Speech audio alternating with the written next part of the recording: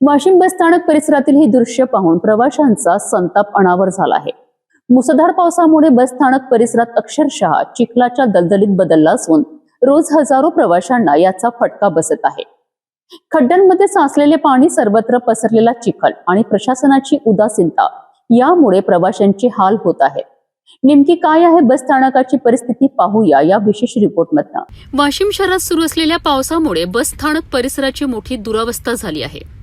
परिसरातील अनेक ठिकाणी मोठे खड्डे पडले असून त्यामध्ये पावसाचे पाणी साचले आहे। त्यामुळे संपूर्ण परिसर चिखलमय बनला आहे।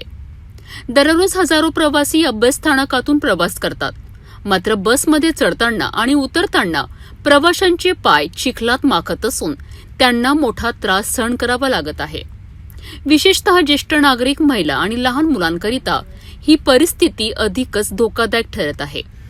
चिखलामुळे घसरण्याचा धोका वाढला असून परिसरात घाण आणि अस्वच्छतेचे साम्राज्य पसरले आहे। प्रवाशांच्या आरोग्याचाही प्रश्न निर्माण झाला असून बस स्थानक प्रशासनाने तातडीने दखल घेऊन परिसराची दुरुस्ती व स्वच्छता करावी अशी मागणी प्रवाशांकडून केली जात आहे।